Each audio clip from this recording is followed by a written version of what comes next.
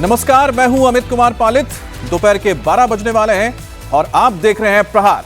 सबसे पहले बात करेंगे राम मंदिर के चंदा चोर गैंग पर ताबड़तोड़ एक्शन की। चंदा चोरी की जांच अब बैंकों तक पहुंच गई है। अयोध्या पुलिस अब एसबीआई बैंक और बड़ौदा बैंक, कैनरा बैंक के मैनेजर को नोटिस दे चुकी है। अयोध्या पुलिस एसबीआई बैंक के 2 कैशियर रत्नेश और गगनदीप से पूछताछ के लिए नोटिस दिया है।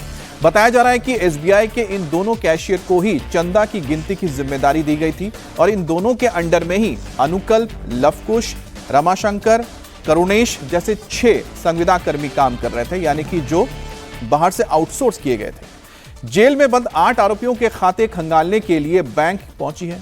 अयोध्या पुलिस के 2 पुलिसकर्मियों ने सादे कपड़ों में एसबीआई, राम मंदिर ट्रस्ट और आरोपियों के खातों की जानकारी मांगी है। सूत्रों के मुताबिक पुलिस राम मंदिर ट्रस्ट के लॉकर की भी जांच कर सकती है। तो आपको बताएं कि इस वक्त की ये बड़ी खबर आ रही है। अब बैंक भी इस तफ्तीश के दायरे में आ गए हैं। इसमें एसबीआई बैंक है, कैनरा बैंक है, बैंक ऑफ बड़ौदा भी है। इसके अलावा 2 बैंक कर्मी एसबीआई के, रत्नेश और दूसरा गगनदीप, इनसे भी पूछताछ की जाएगी, क्योंकि इन्हीं के निगरानी में बाकी 6 लोग काम कर रहे थे जो राम मंदिर में मौजूद थे, जिनमें लवकुश है, अरुणेश है, इसके अलावा अविनाश है, इसके अलावा रामाशंकर है। ये सभी वो नाम हैं जो इसके अंडर में काम कर रहे थे, 6 लोग। तो यानी कि टिन्नू यादव और सिर्फ सुभाष श्रीवास्तव ही ट्रस्ट के पेरोल पर थे। बाकी ये जो 6 कर्मचारी हैं ये बैंक के साथ जुड़े हुए थे। अब इस पर आगे कार्रवाई के लिए, पूछताछ के लिए जो पुलिस है इन बैंक के मैनेजर से भी बात करेगी। राम मंदिर चंदा चोरी मामले में पुलिस की इन्वेस्टिगेशन लगातार आगे बढ़ रही है। उसी हिसाब से जितने लोग हैं उनके बयान दर्ज करने का सिलसिला शुरू कर दिया गया है। मंदिर ट्रस्ट के महासचिव रह चुके चंपत राय, जिन्होंने अब इस्तीफा दे दिया है, चंपत राय के स्टेटमेंट पुलिस ने रिकॉर्ड किए हैं। अयोध्या पुलिस का साफ तौर पे कहना है कि लगभग 140 लोगों के बयान दर्ज किए जाने हैं। बहुत जल्द अनिल मिश्रा और साथ ही गोपाल राव के भी स्टेटमेंट दर्ज किए जाएंगे और जल्द ही चंपत राय, अनिल मिश्रा और गोपाल राव को पूछताछ के लिए नोटिस भी अयोध्या पुलिस सर्व कर सकती है। आज जितने भी बैंक हैं वहां पर पुलिस की टीम सादे कपड़ों में पहुंचकर नोटिस देकर गई है। जो एसबीआई बैंक है, राम लला मंदिर के जो ट्रस्ट है उनके अकाउंट्स हैं इस एसबीआई बैंक में। एसबीआई बैंक के 2 एम्प्लॉई रत्नेश और गगनदीप, जो कि बैंक के पेरोल पर है, कैशियर के तौर पर ये राम मंदिर के अंदर काम कर रहे थे।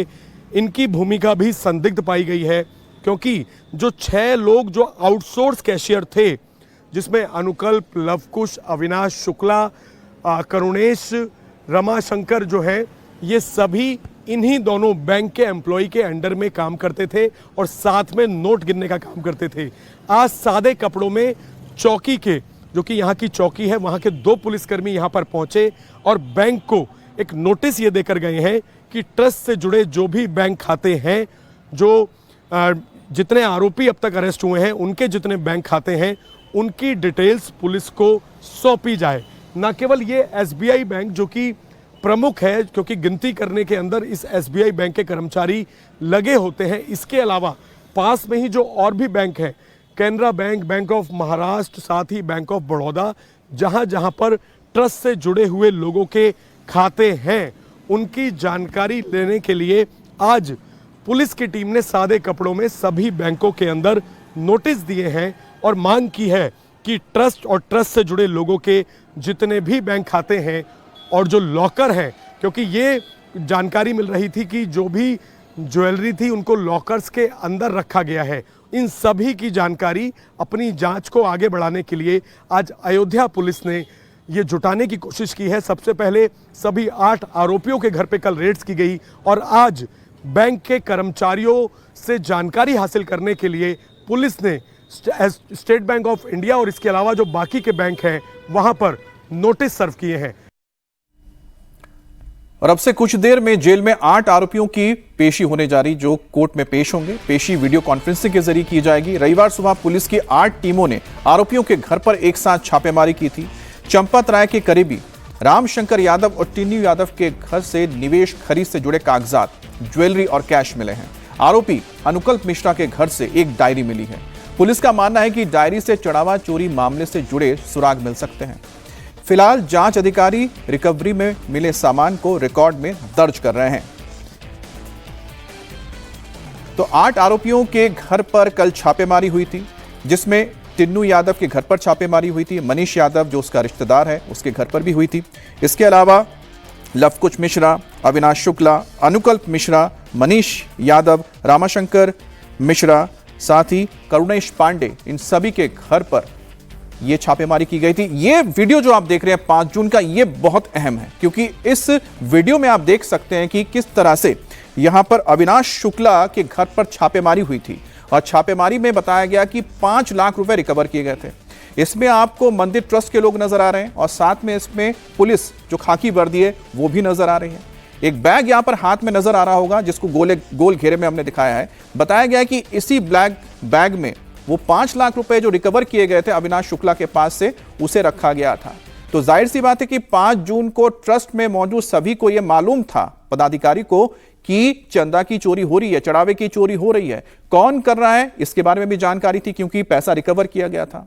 सवाल यही उठ रहा है इस वक्त कि आखिरकार इसके बाद महासचिव चंपत राय ने क्यों इस पर एफआईआर नहीं दर्ज की, क्यों पुलिस को इस बारे में जानकारी नहीं दी। 13 जून को जाकर एसआईटी की मांग की गई ट्रस्ट की ओर से, तो इतने दिन तक आखिरकार क्यों जो चंदा चोरी कर रहे थे उनको संरक्षण दिया गया, छुपा के रखा गया। और एक और बड़ी बात यह है कि टिन्नू यादव और साथ ही साथ सुभाष श्रीवास्तव सिर्फ 2 ही वो व्यक्ति हैं जो ट्रस्ट से जुड़े हुए थे। बाकी जो 6 नाम मैं आपको बता रहा हूं, लवकुश मिश्रा, अविनाश शुक्ला, अनुकल्प मिश्रा, मनीष यादव, रामाशंकर मिश्रा और करुणेश पांडे, ये 6 के 6 ये बैंक से जुड़े हुए कर्मचारी थे। बैंक ने इनको आउटसोर्स किया था। इनके ऊपर कौन बैठे थे? रत्नेश और गगनदीप, जिनसे अब आगे की पूछताछ की जाएगी। तो कुल मिलाकर इस वक्त जो तफ्तीश है आगे बढ़ती जा रही है। और चोरी के मामले से जुड़े एक और बड़ी खबर आपको बता देते हैं जो अयोध्या से इस वक्त आ रही है। देखिए, चंपत राय से पूछताछ हो चुकी है और चंपत राय से जब पूछताछ की गई है तो उनसे ये सारे सवाल पूछे गए हैं जो हमने भी लगातार उठाए हैं। 140 लोगों से भी आगे पूछताछ होगी, जो दायरा लगातार अब बढ़ता जाएगा। लेकिन इसमें सबसे अहम भूमिका चंपत राय की ही निकल कर आ रही है क्योंकि वो महासचिव थे। और जैसा कि हमने वीडियो दिखाया था और वीडियो में साफ दिख रहा था कि 5 जून को पैसा रिकवर हुआ था, तो सवाल यही उठता है कि इतने दिनों तक इंतजार क्यों किया गया। जून के पहले ही हफ्ते में जब यह बात साफ हो चुकी थी कि चरावे की चोरी हो रही है, तो फिर आगे पुलिस को इसमें क्यों नहीं बताया गया था। अब पुलिस ने चंपत राय का बयान दर्ज कर लिया है। इस मामले में चंपत राय का बयान लिया गया है। चंपत राय का बयान एफआईआर के बाद दर्ज किया गया। इससे पहले एसआईटी ने सबसे पहले चंपत राय से पूछताछ की थी, चंदा चोरी के बारे में पूरी जानकारी दी थी। अब इस मामले की जांच कर रही अयोध्या पुलिस अनिल मिश्रा और साथ ही गोपाल राव का भी बयान दर्ज करने की तैयारी कर रही है। पुलिस कुल मिलाकर 140 लोगों के बयान दर्ज करने की तैयारी में है। पुलिस कई लोगों के बयान गवाहों के तौर पर भी दर्ज कर रही है। चंपत राय, अनिल मिश्रा और गोपाल राव के अलावा ट्रस्ट से जुड़े दूसरे लोग, दान की गिनती करने वाले, दान को बैंक तक ले जाने वाले, बैंक कर्मचारियों, सुरक्षा गार्डों के भी बयान दर्ज होंगे, जिससे कि पुलिस चंदा चोरी की तह तक पहुंच सके। तो अगला नंबर यहां पर अनिल मिश्रा का होगा जो ट्रस्टी है, और साथ ही साथ गोपाल राव का भी होगा जो इस वक्त मंदिर में ही मौजूद है। रुचि हमारे साथ जुड़ी है, रुचि से हम जानेंगे। रुचि, चंपत राय से पूछताछ हो चुकी है, अब उनसे जो पूछताछ हुई होगी तो उनसे सवाल जरूर पूछा गया होगा कि जब 5 तारीख को आपको पता लग चुका है कि चोरी हो रही थी तो आपने क्यों एफआईआर नहीं दर्ज करवाई। इसके अलावा दूसरा नंबर आता है अनिल मिश्रा का, उनसे कब पूछताछ होगी?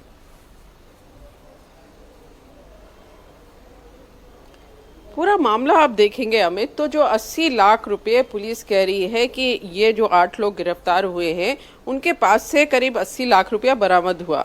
अब पुलिस जो है वो ये भी कह रही है कि 80 लाख हमने नहीं बरामद किया, ये ट्रस्ट ने बरामद किया। तो अब बहुत बड़ा सवाल है जिसके जवाब चंपत राय को भी देने पड़ेंगे, अनिल मिश्रा को भी देना पड़ेगा कि आखिर वो लोग पुलिस क्यों बन गए थे, वो क्यों जाके पैसे की बरामदगी कर रहे थे, और अगर किसी का रोल उनको मिला था, किसी के पास से पैसा मिला था, तो उन्होंने एफआईआर क्यों नहीं कराई, क्यों मामले को दबाने की कोशिश की गई। तो क्या इसमें और भी कुछ लोग शामिल थे जिनको चंपत राय या अनिल मिश्रा बचाना चाहते थे या खुद अपने को बचाना चाहते थे? ये बहुत सारे सवाल हैं जिनके जवाब मिलना अभी बाकी है। तो अब ये 8 लोग गिरफ्त में आए हैं। पुलिस का कहना है कि इनसे जब रिमांड ली जाएगी, इनसे पूछताछ होगी और इस तरह से ये पहली कड़ी है और लोग इसमें जुड़ते जाएंगे। आप देखेंगे कि 9 नंबर पे अज्ञात लिखा हुआ है जो FIR है, तो ये पता चलेगा आखिर अज्ञात कौन है। और भी लोग आएंगे तो इसी FIR में आगे नाम जुड़ते जाएंगे। तो बैंक वालों से भी एक तो ये कि जो कल छापेमारी हुई उसमें कुछ कागज़ मिले हैं, कुछ डिटेल्स प्रॉपर्टी के मिले हैं, तो पुलिस ये जानना चाहती है कि ये जो बैंक में पैसा है या कोई संपत्ति खरीदी गई है, तो क्या ये मंदिर का जो चढ़ावे के पैसे की चोरी के आरोप हैं वो पैसा इसमें लगाया गया है। बैंक में अगर पैसा है तो वो कहाँ से आया, कौन सी इनकम हो रही थी, कहाँ कितना तनख्वाह उनको मिल रही थी, क्या पुराना पैसा था, ये सब चीज़ें जांच की जा रही हैं।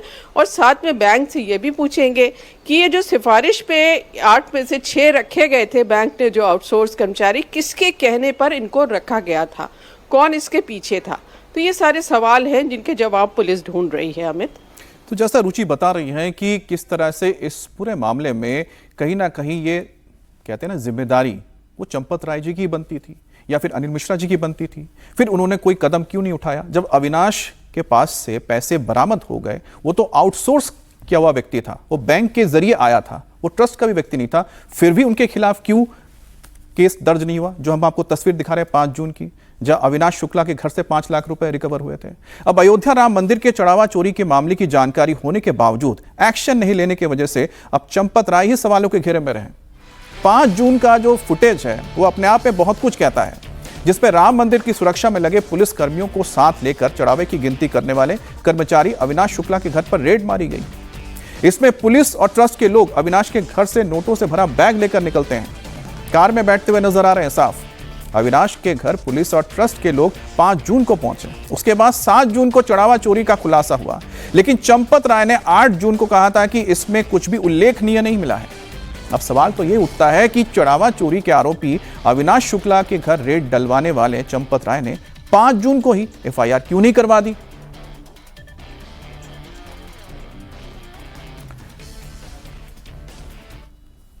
कल अयोध्या में पुलिस ने जिन ठिकानों पर रेड मारी है उनमें आरोपी लवकुश मिश्रा का घर भी शामिल है। इस दौरान पुलिस को लवकुश के घर से उसकी पत्नी के नाम जमीन के दस्तावेज मिले। 2025 में पत्नी के नाम ये बेनामा करवाया गया था। जमीन पर मकान का निर्माण कार्य भी शुरू हो चुका है। जमीन सोहवल तहसील के ग्राम बनीपुर में है। अब पुलिस जांच कर रही है कि लवकुश ने इस जमीन का पैसा कैसे दिया। क्या जमीन चढ़ावे की चोरी के पैसे से ली गई है? क्या लवकुश के बैंक अकाउंट से यह पैसा निकाला या फिर जमीन खरीदने में कैश से भुगतान किया गया? अब जो मनी ट्रेल है इस जमीन के सौदे को पुलिस जांच रही है और उसी के जरिए साबित हो जाएगा कि आखिरकार लवकुश के पास इतना पैसा कहां से आया। अब देखिए लवकुश कौन है। लवकुश वो व्यक्ति है जो दान आता था, पैसा आता था, उसको गिनता था, लेकिन वो ट्रस्ट का पेरोल पे नहीं था, ट्रस्ट के पेरोल पे नहीं था, यानी कि वो बैंक के जरिए हायर किया हुआ था, बैंक ने जो आउटसोर्स किया था। अब एक व्यक्ति की बताई जा रही है कि जो तनख्वाह है करीब 20,000 के करीब है, 18 से 20,000 के करीब है। अब 18 से 20,000 का कमाने वाला कितने लाख की जमीन ले सकता है? अब इसी की तफ्तीश आगे पुलिस लगातार कर रही है। इससे पहले कल पुलिस अयोध्या में पहुंचकर गैंग्स ऑफ चंदा चोर के 10 ठिकानों पर छापेमारी करती है, जिसमें मनीष के घर पर ताला लगा हुआ था और उसके चाचा रामशंकर यादव और टिन्नू यादव की पत्नी से पूछताछ की गई थी। उसके घर की अलमारी और बक्से की तलाशी ली गई थी। अब रमाशंकर मिश्र के घर पर भी तलाशी ली गई। अविनाश शुक्ला के भाई अभिषेक शुक्ला के पास भी जाके पूछताछ हुई है। अब जिसमें अभिषेक शुक्ला ने कहा कि अगर उसका भाई उसने कोई गलती की है तो सजा उसको मिलनी चाहिए। जांच वगैरह चल रही है, जांच चल रही है। अगर कोई गलती कोई किया होगा तो फिर वो जाए, उसे हमें कोई मतलब नहीं है, क्योंकि हम कोई भी हो शामिल हो जाए, क्योंकि मैं इस गलती में किसी के साथ नहीं खड़ा हो सकता। अगर कोई गलती किया होगा तो भुगते स्वयं। राम मंदिर की चोरी में अगर कोई शामिल है तो हाँ। बात करते हैं पंजाब की, जहां पर अगले साल चुनाव से पहले भगवंत मान सरकार मुश्किल में फंस गई है। गुरु ग्रंथ साहिब की बेअदबी पर बने नए कानून से अकाल तख्त नाराज है। इसी सिलसिले में आज मान सरकार के 29 विधायक और 9 मंत्री अकाल तख्त के सामने हाजिरी लगा रहे हैं। अकाल तख्त साहिबान आपके विधायकों और मंत्रियों से सवाल जवाब कर रहे हैं। आप विधायक जगरूप सिंह से जब अकाल तख्त साहिब से पूछा गया उनकी ओर से, आपने कानून बनने से पहले इस बिल को पढ़ा था? उन्होंने ना में जवाब दिया। जगरूप सिंह का कहना था कि उन्हें मौका ही नहीं मिला क्योंकि टाइम कम था। इसी तरह से मोहाली से आप विधायक कुलवंत सिंह ने भी कहा है कि उन्हें बिल को नहीं पढ़ने का वक्त मिला। आज कांग्रेस के 7 और अकाली दल के भी 2 विधायकों को अकाल तख्त के सामने हाजिरी लगानी है, जिसके लिए वो पहुंचे हैं। दरअसल सरकार और विपक्षी पार्टियों से अकाल तख्त साहिब नाराज है। ये नाराजगी बेअदबी पर बने नए कानून को लेकर है। मामला जगत ज्योति श्री गुरु ग्रंथ साहिब सत्कार संशोधन एक्ट 2026 से जुड़ा हुआ है। पंजाब विधानसभा ने बेअदबी से जुड़े कानून को सख्त किया है। अगर कोई गुरु ग्रंथ साहिब की बेअदबी का दोषी पाया जाता है तो उसे उम्र कैद की सजा और 50 लाख जुर्माने का प्रावधान रखा गया है। यह बिल विधानसभा से पास हो चुका है, लेकिन श्री अकाल तख्त का कहना है कि गुरु से जुड़ा कानून बनाने में सिख धर्मगुरुओं और संस्थाओं की राय क्यों नहीं ली गई? कानून बनाने से पहले सलाह क्यों नहीं ली गई? इसका जवाब सभी मंत्रियों और विधायकों को लिखित में देना होगा, इसलिए उनकी हाजिरी लग रही है। और आज कांग्रेस के विधायकों की भी अकाल तख्त के सामने पेशी हो रही है। कांग्रेस नेता प्रताप सिंह बाजवा का कहना है कि इस मामले से कांग्रेस का कोई लेना देना नहीं है। अकाल तख्त जो भी आदेश देता है भगवंत मान को उसे मानना चाहिए। उन्होंने बुला रखा है तो जो भी उनके सवाल होंगे उनका जवाब दिया जाएगा। सर, कल भगवंत मान ने प्रेस कॉन्फ्रेंस में कहा है अकाली कांग्रेस और बीजेपी इकट्ठे होकर मेरे पे वार कर रहे हैं, मैंने कुछ नहीं किया sir. We have nothing to do with this. ये जो कुछ भी है अकाल तख्त साहब के सामने ये मसला है और बेअदबी हुई है, भगवंत मान से हुई है, उसको जवाबदेह कर रहे हैं, अकाल तख्त साहब के जहदार कर रहे हैं।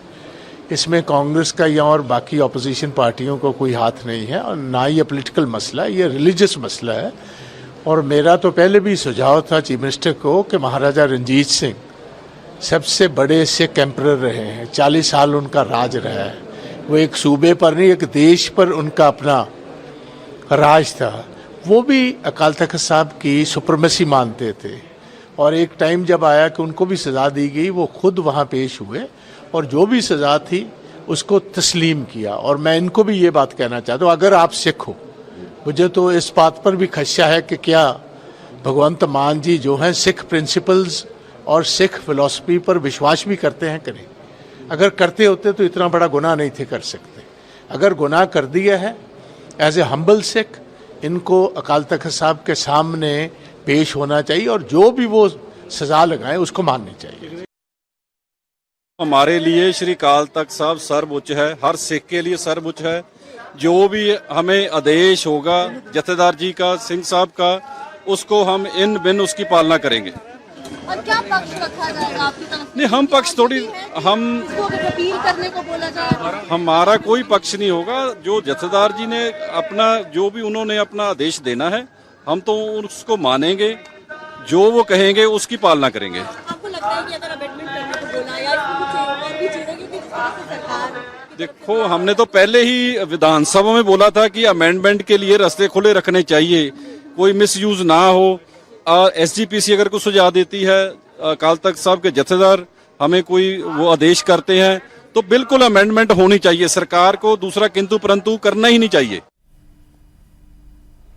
और हमारे साथ पुनीत पुरिंजा जुड़ गए हैं। पुनीत, बताइए कि कितने विधायक इस वक्त हाजिरी लगा चुके हैं और जो विधायक बाहर आ रहे हैं उनसे अगर आपकी बातचीत हुई है तो उन्होंने क्या कहा है?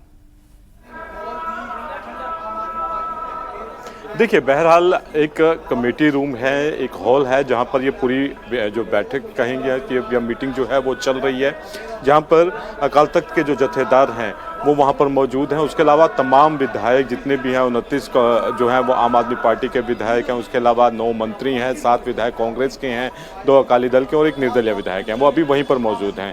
अभी लगातार सवाल जवाब जो हैं वो अकाल तख्त के जो जथेदार हैं उनके द्वारा वो उनको लगातार किए जा रहे हैं और उनसे पूछा जा रहा है कि क्या आपने, जब ये बिल सदन में रखा गया था, विधानसभा में रखा गया था, कि आपने पढ़ा था? तो जो 2 विधायक है, जब उनसे पूछा गया तो उन्होंने सीधे तौर पर कहा कि नहीं पढ़ा, क्योंकि उस समय आनंद फानन को बिल दिया गया, पढ़ने का मौका नहीं मिला। इन तमाम उन्होंने बातों का जवाब दिया। जाहिर तौर पर जो है एक तरह से कहें कि लगातार विधायक जो हैं उनसे पूछा जा रहा है और अपनी आपत्ति जो है वो बताई जा रही है। अकाल तख्त के जथेदार की तरफ से भी क्या उनको आपत्ति है, क्यों जो है जब ये बिल लाया गया तो क्यों नहीं राय ली गई जो श्री अकाल तख्त साहिब से, SGPC से या सिख संगठन से जुड़े जो लोग हैं उनसे क्यों नहीं राय ली गई? ऐसा क्या जल्दबाजी थी? इवन कि जब ये पूरी चल रहा था तो एक विधायक आम आदमी पार्टी से उनसे पूछा गया कि अच्छा आपने कानून पढ़ा? तो उन्होंने कहा जी हाँ मैंने कानून पढ़ा है। तो उनसे पूछा तो कस्टोडियन कौन होता है? तो वो उसका जवाब नहीं दे पाए। तो इस तरह से प्रश्न जो है वो जत्थेदार के द्वारा पूछे जा रहे हैं, विधायक बारी बारी से जवाब दे रहे हैं। अभी फिलहाल कोई विधायक बाहर नहीं आया है और लगातार भी जो बैठक है वो चल रही है। पुनीत, आप नजर बनाए रखें इस खबर पर, आगे आपके पास अपडेट के लिए हम आएंगे। अब बात करते हैं नॉर्थ ईस्ट में मॉनसून को लेकर। जिस तरह से वहां लगातार बारिश हो रही है उससे असम से लेकर अरुणाचल तक हालात बहुत ही खराब हो गए हैं, जिसकी वजह से कई इलाकों में तो बाढ़ और लैंडस्लाइड की खबर है। असम के धेमाजी की तस्वीर दिखा रहे हैं। इस जिले में 24 घंटे में 110 मिलीमीटर बारिश हुई है। अब इसकी वजह से धेमाजी जिले में नदियां उफान पर हैं और बाढ़ के हालात हो गए हैं। कई गांव जलमग्न हो चुके हैं, सड़कों पर पानी बह रहा है, रेलवे पुल ढह चुका है, जिसकी वजह से मुडकोलोंग सेग और शिलापथार के बीच रेल कनेक्टिविटी टूट गई है। बताया जा रहा है कि बाढ़ की वजह से असम में 20,000 से ज्यादा लोग प्रभावित हुए हैं। राहत और बचाव का काम जारी है। उधर केंद्रीय गृह मंत्री अमित शाह ने असम के मुख्यमंत्री हेमंत बिस्वा शर्मा से बात की है। अमित शाह ने हर संभव मदद का भरोसा भी दिया है। तो लगातार जो बारिश हो रही है उसके चलते असम और साथ ही अरुणाचल प्रदेश में इस वक्त हालात बहुत ही खराब हो गए हैं और हेमंत बिस्वा शर्मा की ओर से जानकारी दी गई है कि गृह मंत्री अमित शाह ने उनसे बात की है, हालात के बारे में जानकारी ली है और साथ ही कहा है कि जिस तरह की भी मदद की जरूरत है हर संभव मदद इस वक्त असम को दिया जाएगा। और ये तस्वीरें आप देखिए कि किस तरह से लोगों को जान जोखिम में डालकर रेस्क्यू किया जा रहा है, क्योंकि जो नदियां जिन पर पानी बिल्कुल नहीं था वो इस वक्त उफान पर है। और अरुणाचल प्रदेश में भी बताया जा रहा है कि एक बहुत पुराना पुल था जो बह गया है। अरुणाचल प्रदेश में भारी बारिश के चलते लैंडस्लाइड हुआ। मौसम विभाग ने 9 जिलों में बारिश का रेड अलर्ट जारी कर दिया है। मौसम विभाग का कहना है कि अगले 24 घंटे में 200 मिलीमीटर तक बारिश हो सकती है, इसीलिए लोगों को घर से ना निकलने की सलाह दी गई है। आपको मैं बता दूं कि अरुणाचल प्रदेश में 5 दिनों में जारी बारिश की वजह से कई जगहों पर लैंडस्लाइड भी हुआ है। 50 से ज्यादा घर तबाह हो चुके हैं, सैकड़ों लोग बेघर भी हो गए हैं। हेलीकॉप्टर के जरिए राहत और बचाव का काम किया जा रहा है। जो लोग फंसे हुए हैं उनको बाहर निकाला जा रहा है। लोगों को बचाने के लिए सैलाब के बीच रस्सियों के सहारे लोगों को निकाला जा रहा है। SDRF, NDRF लगातार इसमें लगी हुई है। इसके अलावा एयरफोर्स और इंडियन आर्मी भी मदद कर रही है। फंसे लोगों को निकालने के लिए युद्ध स्तर पर काम किया जा रहा है। केई पानियौर जिले के निपोक कॉलोनी में करीब 50 घर पूरी तरह से बह गए और पोसा और पीटापुल इलाके में 25 से ज्यादा मकान सैलाब की चपेट में आने से डैमेज हो गए। ये तस्वीरें आप देखिए कि किस तरह से ईटानगर के पास अरुणाचल प्रदेश में जो लैंडस्लाइड हुआ है उसकी वजह से जो मलबा नीचे आ गया उससे पूरी की पूरी सड़क ही बह गई है। अब सड़क को फिर से बहाल करने के लिए यहाँ पर लगातार काम किया जा रहा है। अब ये मकान आप देख रहे हैं कि जो लैंडस्लाइड की वजह से ज़मींदोज़ हो गए हैं और जो यहाँ पर सड़क भी मौजूद है वो भी गायब है। नदी जो उफान पर है उसकी वजह से जो किनारे पे मकान है उस पर सबसे ज़्यादा खतरा रहा और एक के बाद एक जो भी रास्ते में आया इसके वो सब बहा कर ले गए।